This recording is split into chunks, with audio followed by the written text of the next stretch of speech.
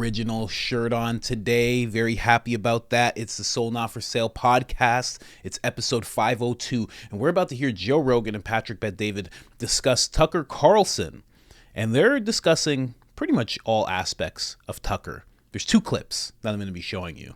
And I would love to know what people think. Usually I ask the question at the end. I want to ask it at the beginning. What do you think Tucker's going to do? Where do you think he's going to fall in the media or in politics? You know, that's the question that Patrick is asking, and that's what they're discussing in this. I would love to know what people think, because he could go either way. He could make a big media company, or he could he could run for office. He could do either, in my opinion. I don't know. Let's see what Joe and Patrick have to say about that. Before I do, you know I have to bring you to the store. As always, this is IamCoachColin.com, and this is our newest design, Public Enemy #1, the cricket connoisseur himself, the Dr. Evil inspiration. Public Enemy #1, get yours now. We also have a new design, the Certified Pure Blood shirt. This is for those of you who survived the biggest psychological experiment known to man. This is your certificate of achievement when you buy this shirt. Stay unjabbed and proud and show it with this shirt. We also have the Great Resist shirt. Join the Great Resist. Do not join the Great Reset. Crickets are terrible, and a 15-minute city is an absolutely horrible idea. Basically like a town prison, in my opinion. And we also have the original, the hoodie that you see me wearing today. Soul Not For Sale, the one that started it all, my true baby. I love this shirt more than you could imagine. I hope you do too. All of that's available on IamCoachColin.com.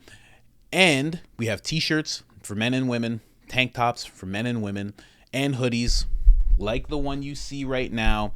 So you can get yours 10% off. This is what you do. You don't got to sign up with your email. I'm going to give it to you right now. Just put in the discount code area. I am Coach Colin. That's all one word, all capital letters, 1 L in the name Colin, and that gets you 10% off. You're welcome. And if you've already done that on our site, thank you, thank you, thank you. You are much appreciated. You have no idea how much it means to us. Now let's get into this clip. Let's go.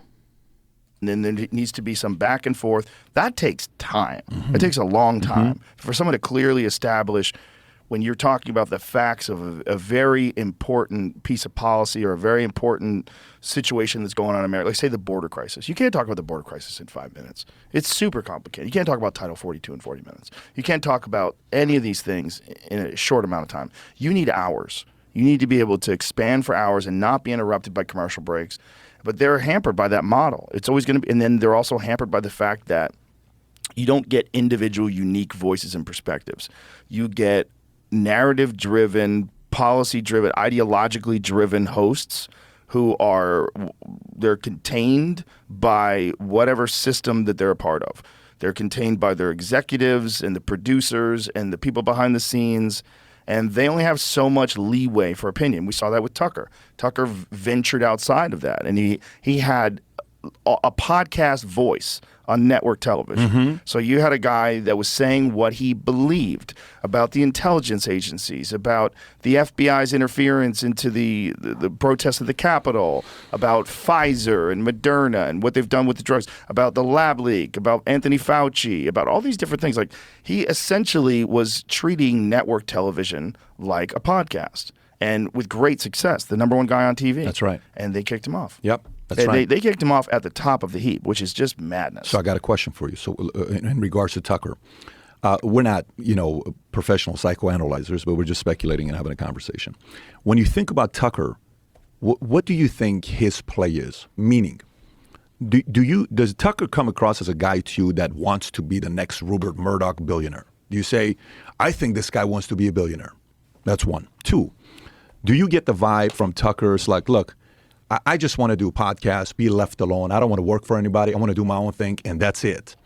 Or three, do you get the vibes from Tucker that Tucker wants to be a Netanyahu, a Churchill, a guy that is, journalist that's been debating everybody. He's been reading every issue for the last 20, 30 years. He went through the phase of Jon Stewart sitting there on Crossfire when he had a bow tie on trying to bully him, and then he comes out and crushes everybody. Tucker does. What do you think is his play? You think it's billions? You think it's just being left alone and let me live my life? Or you think it's actually maybe he wants to make a run for 2028? Well, what he's doing is very profitable, right? Like what he's doing, he makes a tremendous amount of money talking about things from his perspective. I think he's going to continue to do that. Whether or not he decides to become a politician, I don't know if he has any aspirations about that. Do you? Do you ever know when somebody does? Yeah, when someone's involved in politics in that extent where you're talking about it constantly and you know the insides and the outsides, you know all the bullshit and all the shenanigans. Yeah, I guess you would probably have at least an idea of how you would do it differently and better. And he's also got a very popular voice. Like if he decided to run for president, like say if Trump, let's just make a scenario, Trump wins in 2024. He has 4 years. If Tucker went to run in 2028, he could win. He really could win because it would be kind of carrying those policies, but also he's a sort of a no-nonsense guy who exposes bullshit in a pretty humorous way, in a very insightful and biting way. And that's what he was really good at on his television show. Yeah. And he red-pilled a lot of left-wing people.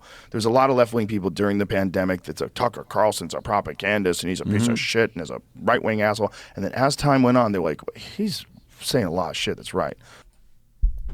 Yep. So that's the first clip, and then they discuss him a little bit more. But what do you think about that? 2028. I think they're right about that. I think 2028 he could really do some damage because who would he be up against? Possibly DeSantis again. Could give him some trouble, maybe. Actually, you know what? I think Tucker is like, I think he's like Ron DeSantis with a lot more humor and a lot more charisma and a lot more genuine. So I don't think that would be much of a fight for him. Vivek could step in again. That could be some competition because Vivek he holds himself like a statesman, very much so. But then he's also young and he has the young ideas and he's so against the World Economic Forum. I love that. But so's Tucker. You've seen Tucker make videos about the World Economic Forum. Who else is he up against at that point? Gavin Newsom. I think that he'd be like a male Hillary Clinton where people would be like, nah, you're kind of like, yeah, I get it. You're nice and everything, but I don't really like you all that much. And then maybe Michelle Obama. He's up against Michelle Obama. That could be some trouble just because the Democrats would then do anything. I'm not saying they would do anything wrong, but they would do anything to see her in office. And I don't mean the Democrat voters. I mean the Democrat, the inner of the government. They would try to make something happen there. But other than that, who would be up against them? Maybe a Trump son, maybe. I don't know. Maybe RFK again. I really don't know who would be in the running there. I think Tucker could take that. I really do. It'd be interesting to see. So I'm just going to play another clip because they talk about some other stuff here. But I want to get right to the Tucker meat of things here. Let me just play this right now. We're here. Let's switch over. He was doing on a mainstream space. Yes. Like very interesting. Now, when you think about talent, I'm sure if Fox invites you and says, hey, Joe, we'd love to have you on a guest for a 10-minute segment like that, I'm not doing a 10-minute segment. It's probably not going to be your style to go on Newsmax or Fox or CNN to give a 5-minute answer that you give. America doesn't want that anymore, right? And a lot of these guys that have these TV shows, for them to go from there to doing a podcast, they think it's easy. It's not for everybody. You're used to reading a teleprompter. Hey, so earlier today at 6 p.m., Devin Archer did this, right? But Tucker is comfortable there. Right. When he did the Iowa event with the Blaze and he's up there interviewing everybody, boom, he goes after ISA. So, now that you know everything that you know, did you take the COVID vaccine and how do you feel about the decision? Right. And he says, did you take any of the vaccine? No. Mike Pence, hey, so, now that you're this, what do you think about da-da-da-da-da? Well, I'm glad you're paying attention that I'm running. Yes, but how about this, right? Yeah. One by one by one by one. That is very scary. It's not a duplicatable skill set for a guy like him to do, right. Tucker. But the key is this guy going to get the itch? Because at the Turning Point USA event with Charlie Kirk, afterwards, I'm asking everybody, and I want to know, who stole the show? You know, like at UFC fights, the guy get, hey, $50 bonus you're going to give. That's maybe it's not the main card, but it's someone that steals the show. Okay. Right. It was 60-40. Trump 60-40 Tucker.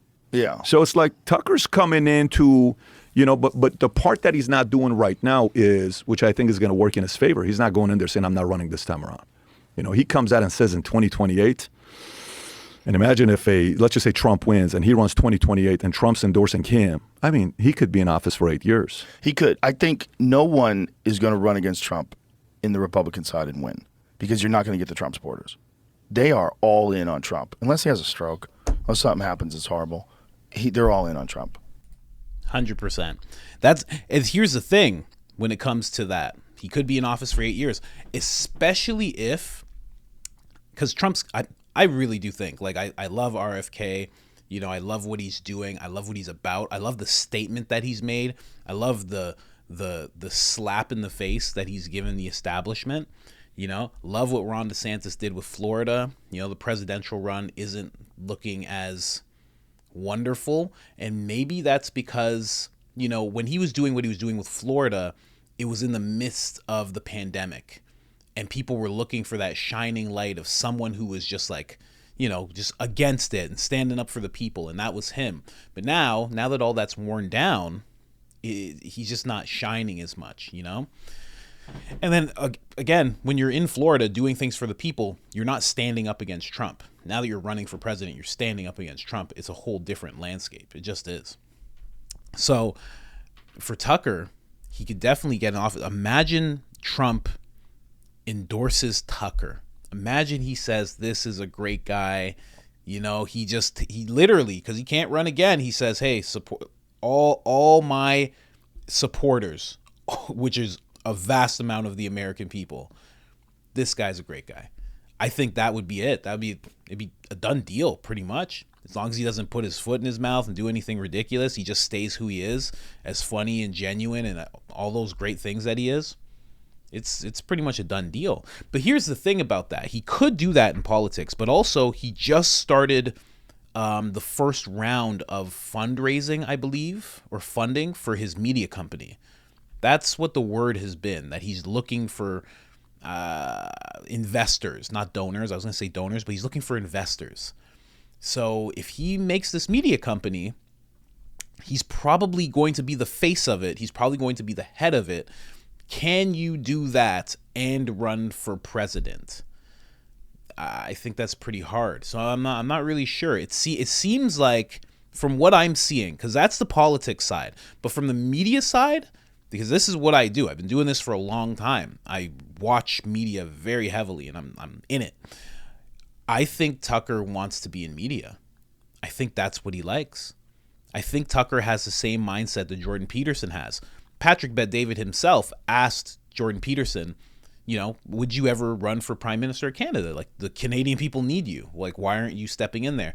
And Jordan Peterson said that he feels like he can have far more of an impact not being the Prime Minister than he can if he was. Because if he did become Prime Minister, there'd be all sorts of things that he wouldn't be able to do and say anymore. I think Tucker kind of has the same mindset. You know, how much can he say and do? Can he bring up JFK and the CIA, and can he talk about UFOs and all this stuff? Can he do all of that? The amount of influence you have over public opinion goes away dramatically once you step into the ring of, I want to be president. Like Jordan Peterson, I want to be prime minister. You can't all of like take a look at Jordan Peterson's Twitter. If you haven't seen it, if you don't have Twitter, you can still like search it. He says wild things, absolutely wild things. He's constantly spitting in the face of the establishment. If all of a sudden he's running for prime minister, he can't do that. He has to be statesmanlike. He has to be professional, super professional. You know, same with Tucker. I really think, like, you look at Tucker's interview with Ice Cube. When you look at his interview with Andrew Tate, definitely wouldn't. You might even have to take that down as somebody running for president. I don't know, maybe. When you look at that interview, when you look at the interview he's done with Devin Archer, when you look at how he's doing interviews, how much it keeps stepping up, you know, as you see that, you're seeing somebody who's really invested in the art of interviewing and the art of media and helping people form opinions in the public. And if we start seeing documentaries, like he did a documentary called Oh Canada, which will never be seen potentially because Fox owns it and now they don't have a great relationship. If he starts doing documentaries like that, if he goes and interviews Putin, if he starts sitting down with world leaders, you have so much more impact as somebody who's doing that, especially doing it the way that he does, you know?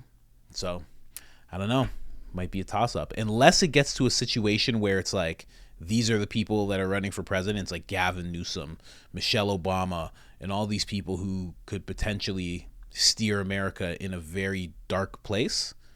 And then he has to step in. That's the only way I see it really happening. I think he's focused on media right now. That's what it seems like to me. But again, that's 2028. He has years to build a media company. 2028 comes, then step down from the media company that will probably be running on its own by then. He'll probably have me at the helm, you know, because I identify as Tucker Carlson, and you can't tell me that I'm not because it's 2023. I identify as a white 50-year-old man, okay? I'm just putting it out there. And he'll probably have me there, and I'll be running. I'm just kidding. But he'll have his company established, and then he'll be able to run. Who knows? Very interesting conversation. I love that they're touching on Tucker like this and just thinking about that because he is somebody to think about. You know, Joe has a tremendous amount of influence, but a lot of people are sleeping on the amount of influence that Tucker has.